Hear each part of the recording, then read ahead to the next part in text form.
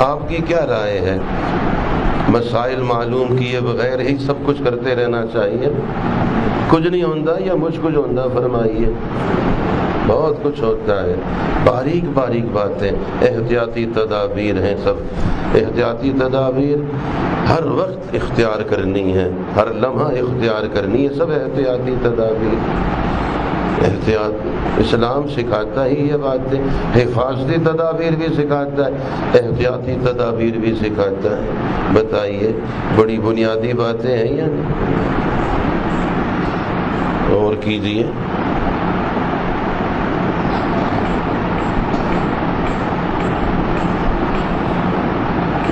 اگر قربانی کی نیت سے جانور خریدا، خواہ قربانی کے دنوں میں خریدا ہو یا ان دنوں سے پہلے خریدا ہو، پھر خواہ قربانی کی نیت سے خریدا ہو یا بغیر نیت کے خریدا ہو، بعد میں قربانی کی نیت کر لی ہو، ہر صورت میں جانور قربانی کے لیے متعین نہیں ہوگا۔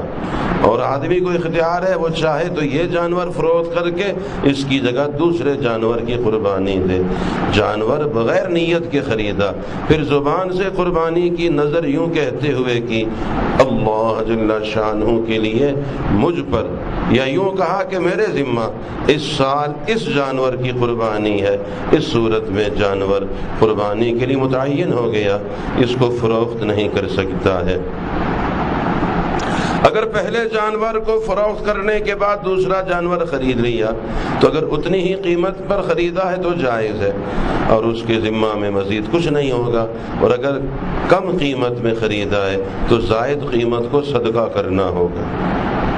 قربانی کی نیت سے بکری خریدی مگر گم ہو گئی، پھر دوسری بکری خریدی لیکن دوسری بکری کو ذبح کرنے سے پہلے ہی پہلی بکری مل گئی۔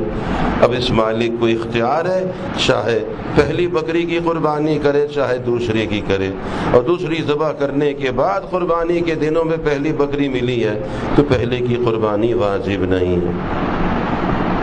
بیٹا، بہت مسائل ہیں، دوسروں کی طرف سے قربانی کرنے کے بھی بڑے مسائل ہیں۔ قربانی کی گوشت اور کھال یہ افضل ہے۔ قربانی کے گوشت کے 3 حصے کریں، ایک حصہ اپنے لیے رکھیں، ایک حصہ اپنے رشتہ داروں کے لیے اور دوست احباب کے لیے، ایک حصہ فقراء پہ صدقہ کریں۔ اگر کوئی زیادہ حصہ فقیروں کو صدقہ کر دے یہ بھی درست ہے، اور اگر اپنے عیال زیادہ ہونے کی وجہ سے سارا گوشت اپنے گھر میں ہی رکھ لے یہ بھی جائز، نیت گوشت کھانے کی نہیں ہے، مگر اگر سارا گوشت ہی گھر میں رکھ لیتا ہے کہ اپنے عیال زیادہ ہیں، بیٹے ہیں، پوتے ہیں، بیٹیاں ہیں، نواسے نواسیاں ہیں، پوتے پوتیاں ہیں، تو اللہ تعالیٰ کا کرم ہے تو کوئی حرج نہیں، سارا گوشت گھر رکھ سکتے۔ قربانی کا گوشت فروخت کرنا جائز نہیں ہے، اگر کسی نے بیچ دیا ہے تو اس کی قیمت صدقہ کرنا واجب ہے۔ قربانی کی کھال یا تو ویسے ہی خیرات کر دے یا اس کو فروخت کر کے اس کی قیمت صدقہ کرے۔ گوشت یا کھال کی قیمت کو مسجد کی تعمیر، مسجد کی مرمت یا کسی اور نیک اور رفاہی کام میں لگانا جائز نہیں ہے، صدقہ ہی کرنا چاہیے۔ جس طرح قربانی کا گوشت مالدار کو دینا، غنی کو دینا جائز ہے، اسی طرح کھال بھی غنی کو دینا جائز ہے۔ بعض حضرات اس سے سجادہ بناتے ہیں، چھوٹی کھال سے نماز پڑھنے کے لیے سجادہ بناتے ہیں، جبکہ بلا عوض دیا جائے، اس کی کسی خدمت اور عمل کے عوض کوئی چیز نہ لی جائے۔ غنی کے ملک میں دینے کے بعد وہ اگر اس کو فروخت کر کے اپنے استعمال میں لانا چاہے تو جائز ہے۔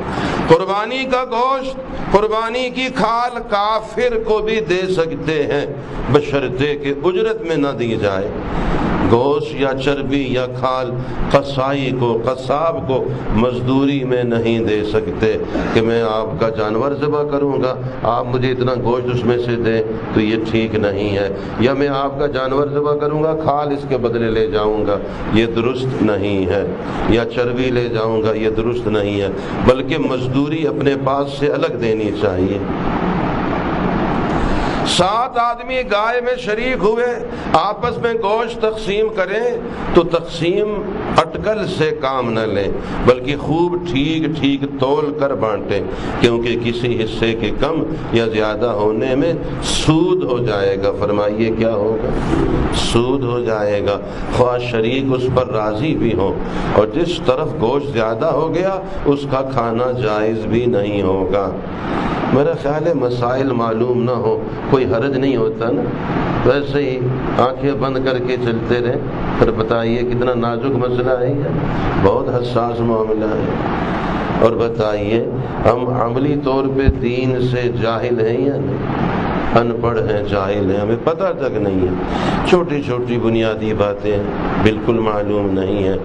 البتہ اگر گوشت کے ساتھ سری پائے اور کھال کو بھی شریک کر لیا تو جس طرف سری پائے یا کھال ہو اس طرف اگر گوشت کم بھی ہو تو درست ہے، چاہے جتنا کم ہو۔ جس طرف گوشت زیادہ ہو اس طرف سری پائے بڑھائے گئے تو اب بھی سود ہو گیا۔ اگر ایک جانور میں کئی آدمی شریک ہیں، وہ سب آپس میں تقسیم نہیں کرتے بلکہ ایک ہی جگہ کچا یا پکا کر گوشت فقراء میں اور احباب میں تقسیم کرتے ہیں تو یہ بھی جائز ہے۔ وہ کہتے ہیں جی الگ الگ ہم تقسیم نہیں کرتے، بس یہ جانور یہیں ذبح ہوا ہے تو یہیں اس کو ہم اکٹھا ہی تقسیم کر دیتے ہیں تو ٹھیک ہے، یا پکا کے تقسیم کریں یا کچا کریں۔ 3 بھائی یا زیادہ 7 تک 7 بھائی ایک گائے میں شریک ہوں اور یہ کہیں کہ اپنی اپنی ضرورت کا گوشت لے لو باقی فقراء پہ تقسیم کر دو تو یہ بھی جائز نہیں ہے، بلکہ یا تو پہلے کچھ فقراء کو دے کر پھر باقی ہے اس کو برابر برابر تقسیم کریں، یا پہلے برابر برابر تقسیم کریں پھر ہر ایک اپنے حصے میں سے فقراء کو دے۔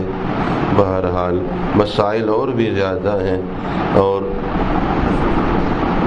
یہ جو دوسروں کی طرف سے قربانی کرنا اس کے بھی مسائل ہیں اور متفرق مسائل بھی ہیں۔ تنہا ایک آدمی پوری گائے ذبح کر دے تو پوری گائے ایک قربانی ہو کر ہی کل کی کل واجب ہو گئی۔ اپنی قربانی کو اپنے ہاتھ سے ذبح کرنا بہتر ہے۔ اگر کوئی خود ذبح کرنا نہ جانتا ہو یا اس کی ہمت نہ ہو تو کسی اور سے ذبح کرائے اور ذبح کے وقت جانور کے سامنے کھڑا ہو تو یہ بہتر ہے۔ قربانی کرتے وقت زبان سے نیت کہنا اور دعا پڑھنا ضروری نہیں۔ اگر دل میں خیال کر لیا کہ میں قربانی کرتا ہوں، زبان سے کچھ نہیں کہا، فقط زبان سے بسم اللہ اللہ اکبر کہہ کر ذبح کر دیا، پھر بھی قربانی درست ہو گئی۔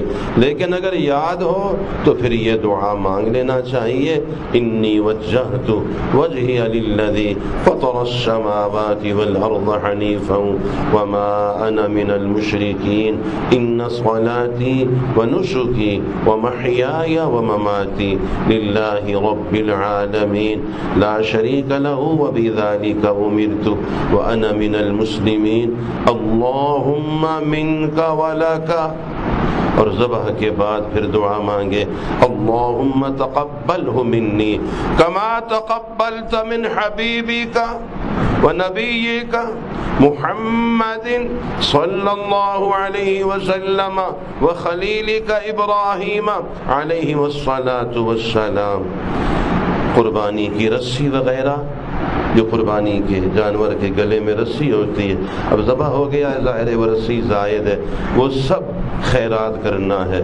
جس پر قربانی واجب تھی لیکن اس نے برسوں قربانی نہیں کی تو گناہ کی معافی بھی مانگی اللہ تعالیٰ سے، اور جتنے برسوں جتنے سالوں کی قربانی رہ گئی اس قدر قیمت کا صدقہ کر دے۔